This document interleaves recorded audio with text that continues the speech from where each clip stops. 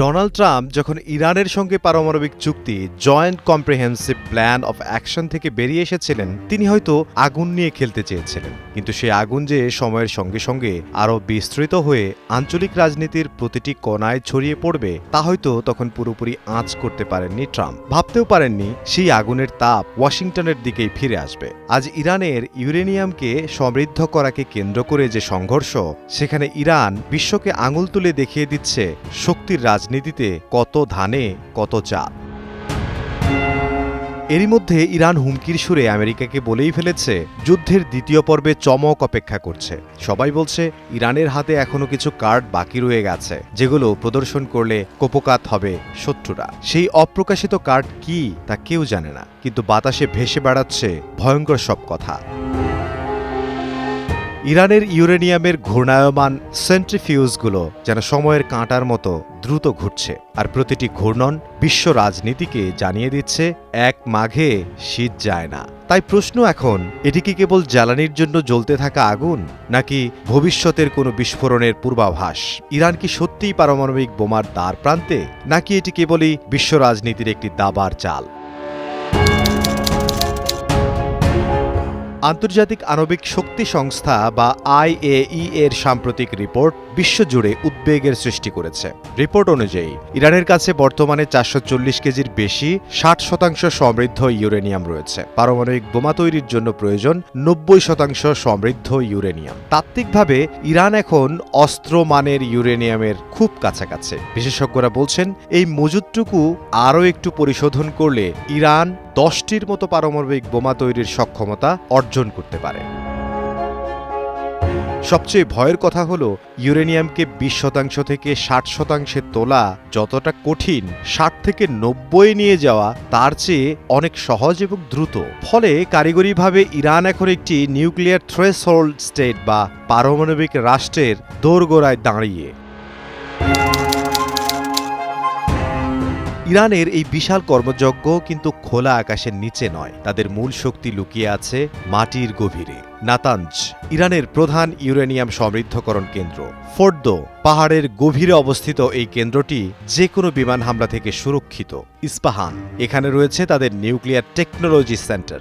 পশ্চিমা দেশগুলো, বিশেষ করে যুক্তরাষ্ট্র ও ইসরায়েল, মনে করে ইরান বিদ্যুৎ বা চিকিৎসার নাম করে আসলে সামরিক সক্ষমতা অর্জন করছে, যদিও ইরান বরাবরই একে শান্তিপূর্ণ কর্মসূচি বলে দাবি করে আসছে। ইরানের কাছে বর্তমানে যে 60% সমৃদ্ধ ইউরেনিয়াম রয়েছে, তা দিয়ে পূর্ণাঙ্গ পারমাণবিক বোমা তৈরির আগেই তারা চাইলে ডার্টি বোমা বা রেডিওলজিক্যাল ওয়ারহেড তৈরি করতে পারে। এটি হিরোশিমার মতো আগুনের গোলা তৈরি করবে না ঠিকই, কিন্তু এর অদৃশ্য বিষ পুরো এলাকাকে একটি দীর্ঘস্থায়ী মৃত্যুপুরীতে পরিণত করার ক্ষমতা রাখে। অনেকেই পারমাণবিক বোমা বা অ্যাটমিক বোম এবং ডার্টি বোমকে এক মনে করলেও কৌশলগত দিক থেকে এ দুটি সম্পূর্ণ আলাদা। ডার্টি বোম বা রেডিওলজিক্যাল ডিসপার্সাল ডিভাইস RDD মূলত কোনো বিশাল পারমাণবিক বিস্ফোরণ ঘটায় না। এটি তৈরি করা হয় সাধারণ বিস্ফোরকের সঙ্গে তেজস্ক্রিয় পদার্থ মিশিয়ে। এর মূল উদ্দেশ্য ভবন বা শহর গুঁড়িয়ে দেয়া নয়, বরং বিস্ফোরণের মাধ্যমে তেজস্ক্রিয় কণাগুলোকে বাতাসে ছড়িয়ে দেয়া। বিশেষজ্ঞরা একে বলেন ওয়েপন অব মাস ডিসরাপশন বা ব্যাপক বিপর্যয় সৃষ্টিকারী অস্ত্র। কারণ মনস্তাত্ত্বিক যুদ্ধ, এটি মানুষের মনে চরম আতঙ্ক সৃষ্টি করে। দীর্ঘমেয়াদী দূষণ, কোনো জনবহুল এলাকায় এটি ফাটানো হলে সেই এলাকা কয়েক দশকের জন্য বসবাসের অনুপযোগী হয়ে পড়ে। অর্থনৈতিক ধস, তেজস্ক্রিয়তা পরিষ্কার করতে যে বিপুল ব্যয় ও সময়ের প্রয়োজন হয়, তা একটি দেশের অর্থনীতিকে পঙ্গু করে দিতে পারে।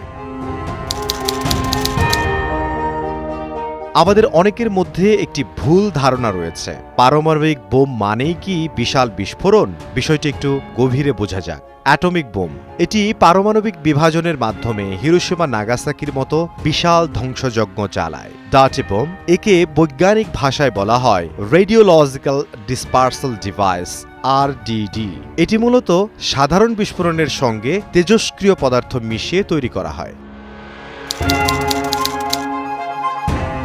তাত্ত্বিকভাবে ইরানের হাতে থাকা 60% সমৃদ্ধ ইউরেনিয়াম দিয়েই তারা রেডিওলজিক্যাল ওয়ারহেড তৈরি করতে পারে। এটি তাদের ব্যালিস্টিক মিসাইল বা ড্রোনের মাধ্যমে যে কোনো জায়গায় পাঠানো সম্ভব। এটি কোনো শহর গুড়িয়ে দেবে না, কিন্তু ওই এলাকাকে কয়েক দশকের জন্য তেজস্ক্রিয়তায় বিষাক্ত করে দেবে, যা চরম আতঙ্ক ও দীর্ঘমেয়াদী স্বাস্থ্য ঝুঁকি তৈরি করবে।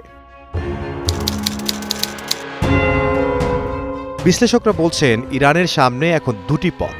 পথ 1, 90% এনরিচমেন্ট সম্পন্ন করে পূর্ণাঙ্গ পারমাণবিক শক্তিধর রাষ্ট্রে পরিণত হওয়া। পথ 2, বর্তমান সমৃদ্ধ ইউরেনিয়াম ব্যবহার করে ডার্টি বোম সক্ষমতা অর্জন করা। তবে অনেক বিশেষজ্ঞের মতে ডার্টি বোম ব্যবহার করা ইরানের জন্য হবে স্ট্র্যাটেজিক সুইসাইড বা কৌশলগত আত্মহত্যা, কারণ এতে আন্তর্জাতিক সম্প্রদায় সরাসরি সামরিক প্রক্রিয়া বা যুদ্ধ ঘোষণা করার সুযোগ পেয়ে যাবে। ইরান সম্ভবত সরাসরি যুদ্ধ নয়, বরং থ্রেশহোল্ড স্টেট হিসেবে থেকে বিশ্ব রাজনীতিতে নিজেদের দর কষাকষির ক্ষমতা বাড়াতে চায়। ইরানের এই অগ্রগতি কেবল মধ্যপ্রাচ্য নয়, বরং বৈশ্বিক নিরাপত্তার ভারসাম্য বদলে দিচ্ছে।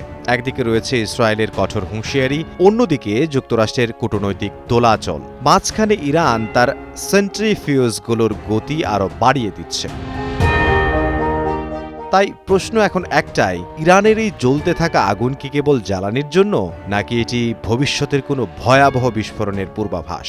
সময় হয়তো এর উত্তর দেবে, কিন্তু আপাতত বিশ্ব রাজনীতিতে ইরানের এই ইউরেনিয়াম কার্ড সবাইকে চরম দুশ্চিন্তায় রেখেছে।